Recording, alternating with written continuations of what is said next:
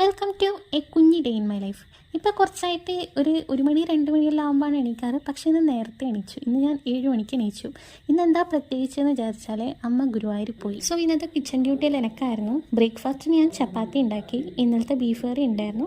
പിന്നെ ലഞ്ചിന് വേണ്ടി നെയ്ച്ചോറും ഉണ്ടാക്കി. എൻ്റെ ഫസ്റ്റ് ചപ്പാത്തി വിറകുകൊള്ളി പോലെയായി, പക്ഷേ ബാക്കിയെല്ലാം നല്ല സെറ്റായിരുന്നു. അത് കഴിഞ്ഞ് എൻ്റെ അനിയൻ എണീച്ചു വന്നു. അങ്ങനെ ഇന്നത്തെ അടുക്കളപ്പണിയെല്ലാം തീർത്ത് ഞാൻ മുകളിൽ വന്ന് ബെഡെല്ലാം ഒന്ന് വിരിച്ചിട്ടു. 2 റീൽസ് കാണാൻ വേണ്ടി കിടന്നതാണ്. പിന്നെ 2 മണിക്കൂർ പോയതേ ഞാൻ അറിഞ്ഞിട്ടില്ല. പിന്നെ അവിടെ നിന്ന് എണീക്കാൻ മടിയായിട്ട് അവിടെ തന്നെ വീണ്ടും കിടന്നു. ഉച്ചയ്ക്ക് ഞാൻ പുറത്ത് ചോറ് വെച്ചുകൊണ്ടിരുന്നപ്പോൾ വലിയൊരു കൊടുങ്കാറ്റ് വീശി. ഞാൻ പേടിച്ച് അകത്തേക്ക് പോയി. അന്നത്തേക്ക് പക്ഷിക്കൂടെല്ലാം കാറിൻ്റെ മേലെ വീണ് ചെറുതായിട്ട് കാറിൻ്റെ പെയിൻറ്റ് പോയിട്ടുണ്ടായിരുന്നു. പിന്നെ കവുങ്ങ് വീണ് അപ്പുറത്ത് നല്ലതായിട്ട് കുറേ ഓല വീണ്. റോട്ടുമ്പിലേക്ക് ഇറങ്ങി നോക്കിയാലും അവിടെ പ്ലാവിൻ്റെയും മാവിൻ്റെ എല്ലാം കൊമ്പെല്ലാം വീണ് ഫുൾ ബ്ലോക്ക് ആയിട്ടുണ്ടായിരുന്നു. പിന്നെ മല മുറിക്കാൻ ആൾക്കാർ വന്ന് അതെല്ലാം മുറിച്ച് മാറ്റി.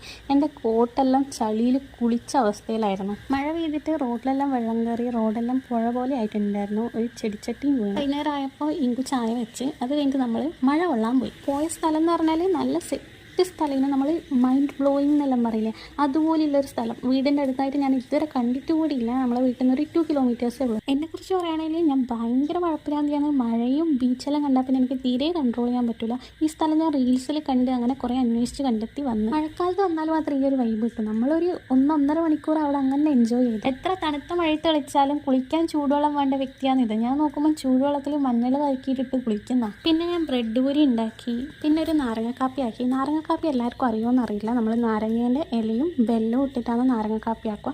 എനിക്ക് ചായ തീരെ ഇഷ്ടമല്ല. പിന്നെ അങ്ങോട്ട് കുറച്ച് സ്നേഹപ്രകടനമായിരുന്നു. As an elder sister sometimes I have the role of a mother too. ഇപ്പം ഞങ്ങൾ രണ്ടാളും ഒറ്റക്കാണ് വീട്ടിൽ.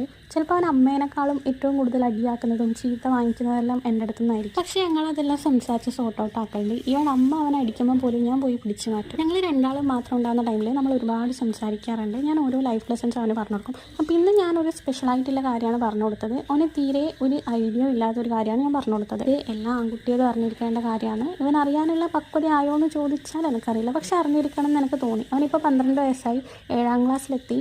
സോ അറിഞ്ഞിരിക്കണം എന്ന് എനിക്ക് തോന്നി. അപ്പം ഞാൻ ഇന്ന് അവന് പീരിയഡ്സിനെ കുറിച്ചാണ് പറഞ്ഞു കൊടുത്തത്. അവൻ അമ്മയുണ്ട്, ഏച്ചിയുണ്ട്, പെൺകുട്ടികളുടെ ഫ്രണ്ട്സ് ഉണ്ട്, അനിയത്തിയുണ്ട്. So as a responsible human being അവൻ എന്തൊക്കെ ചെയ്യണം എന്തൊക്കെ ചെയ്യാൻ പാടില്ല എന്നുള്ള കാര്യം ഞാൻ പറഞ്ഞു കൊടുത്തു. സാധാരണ അമ്മമാരെല്ലാം പെൺകുട്ടികൾക്ക് ഇതിനെക്കുറിച്ച് പറഞ്ഞു കൊടുക്കുന്നത് കൂടാണ്ട് ആൺകുട്ടികൾക്ക് ഇങ്ങനെ പറഞ്ഞു കൊടുക്കലുണ്ടോ എന്ന് എനിക്കറിയില്ല. അങ്ങനെ പറഞ്ഞു കൊടുക്കുന്ന അമ്മമാരെ ഞാൻ വളരെ റെയറായിട്ടേ കണ്ടിട്ടില്ല. അവർ ഫ്രണ്ട്സിൻ്റെ അടുത്തുള്ള ഡിസ്കസ് ചെയ്ത് തെറ്റായ കാര്യങ്ങൾ അറിഞ്ഞിരിക്കുന്നതിനേക്കാളും നല്ലതല്ലേ ശരിയായ കാര്യങ്ങൾ അറിഞ്ഞിരിക്കുന്നത്. പിന്നെ ഞങ്ങൾ ഫ്യൂച്ചറിൽ അവന് ട്രോമാസ് സൃഷ്ടിക്കാൻ ചാൻസസ് ഉള്ള ഇൻസ്റ്റൻസസിനെ കുറിച്ച് സംസാരിച്ചു. അവൻ പറഞ്ഞതിലൊന്ന് എൻ്റെ ഭാഗത്തു നിന്നുള്ള ഫോട്ടോ കൂടി ഉണ്ടായിരുന്നു. ഞാൻ അഡോളസൻസ് പീക്കിലെത്തി നിൽക്കുന്ന ടൈമിൽ കരഞ്ഞുകൊണ്ട് ദേഷ്യപ്പെട്ടിട്ട് ഇവൻ്റെ അടുത്തൊക്കെ സംസാരിച്ചിട്ടുണ്ട്. It was an incident that happen 2 or 3 years ago. പക്ഷേ അതവന് ഭയങ്കരമായിട്ട് ഹേർട്ട് ചെയ്തിരുന്നു. അപ്പോൾ ഞാൻ അവൻ്റെ അടുത്ത് സോറി പറഞ്ഞു. ഞങ്ങളത് സംസാരിച്ച് സോർട്ട് ഔട്ട് ചെയ്തു.